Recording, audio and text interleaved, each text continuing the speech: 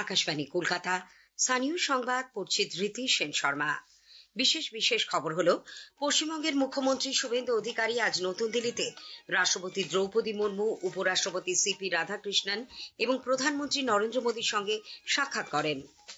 প্রধানমন্ত্রী আগামীকাল 49তম রোজগার মেলায় সরকারের বিভিন্ন দপ্তর ও সংস্থায় 51,000-এরও বেশি নবনিযুক্তের হাতে নিয়োগপত্র তুলে দেবেন।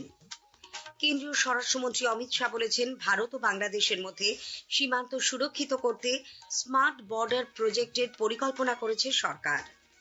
রেশন ব্যবস্থায় দুর্নীতি, অযোগ্য উপভোক্তা এবং খাদ্যশস্যের অপচয় রুখতে রাজ্য জুড়ে বিশেষ যাচাই অভিযান শুরু করছে খাদ্য ও সরবরাহ দপ্তর।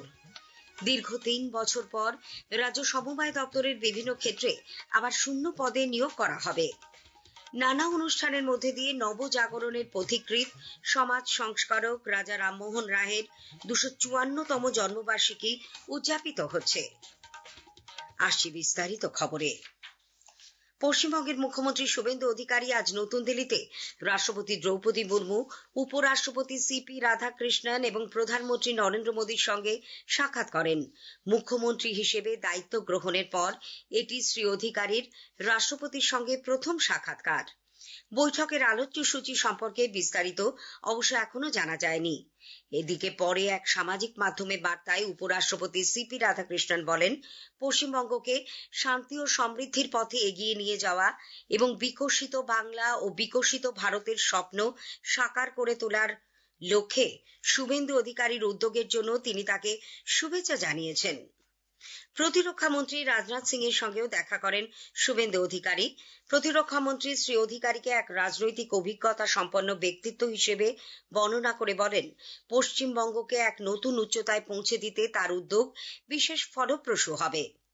উল্লেখ্য, নতুন সরকারের মুখ্যমন্ত্রী হিসেবে শপথ নেওয়ার পর প্রথম দিল্লি সফরে শ্রী অধিকারী গতকাল রাজধানী পৌঁছন। রাতেই কেন্দ্রীয় স্বরাষ্ট্রমন্ত্রী অমিত শাহের সঙ্গে বৈঠক হয় তার। প্রধানমন্ত্রী নরেন্দ্র মোদী আগামীকাল 49তম রোজগার মেলায় সরকারের বিভিন্ন দপ্তর ও সংস্থায় 51,000-এরও বেশি নবনিযুক্তের হাতে নিয়োগপত্র তুলে দেবেন। ভিডিও কনফারেন্সের মাধ্যমে ওই অনুষ্ঠানে ভাষণও দেবেন শ্রী মোদী। দেশের 47টি স্থানে রোজগার মেলার আয়োজন করা হচ্ছে।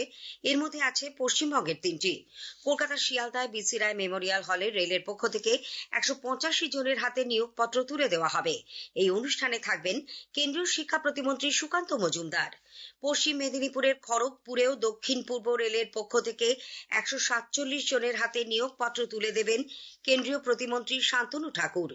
শিলিগুড়িতে আরেকটি অনুষ্ঠানে কেন্দ্রীয় গ্রামোন্নয়ন প্রতিমন্ত্রী কমলেশ পাসওয়ান নিয়োগপত্র তুলে দেবেন নবনিযুক্তদের হাতে।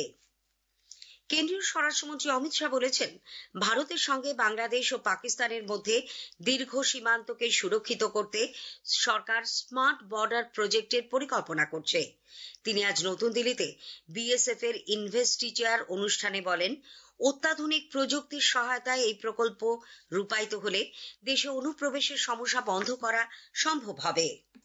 अवैध बॉर्डर की सुरक्षा की ग्रिड बनाने का काम आगे बढ़ रहा है और बहुत कम समय में गृह मंत्रालय ड्रोन, रडार, आधुनिक कैमराज और बाकी सारी तकनीक के साथ एक स्मार्ट बॉर्डर के प्रोजेक्ट को लेकर देश के सामने आएगा और मैं मानता हूं ये लॉन्च होने के बाद सीमा सुरक्षा बल का काम काफी सरल भी होगा और मजबूत भी होगा।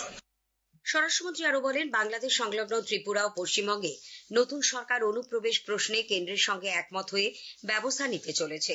তিনি বিএসএফ কে অনুপ্রবেশ মোকাবিলায় দৃঢ় পদক্ষেপ গ্রহণের আহ্বান জানান। কলকাতা হাইকোর্ট হাওড়া স্টেশন সংলগ্ন বঙ্কিম রোডে হকার উচ্ছেদের ওপর অন্তর্বর্তী স্থগিতাদেশ দিয়েছে। জুন মাসের শেষ সপ্তাহ পর্যন্ত এই স্থগিতাদেশ বহাল থাকবে বলে বিচারপতি হিরণময় ভট্টাচার্য জানিয়েছেন। হাইকোর্টের নির্দেশে বলা হয়েছে, হকারদের আত্মপক্ষ সমর্থনের জন্য রেল কর্তৃপক্ষকে শুনানি করতে হবে। হুগলি নদী জলপথ পরিবহনের প্রতিনিধিও সেই শুনানিতে উপস্থিত থাকবেন। শুনানির পরে উচ্ছেদ সংক্রান্ত বিষয়ে সিদ্ধান্ত গ্রহণ করবে রেল কর্তৃপক্ষ।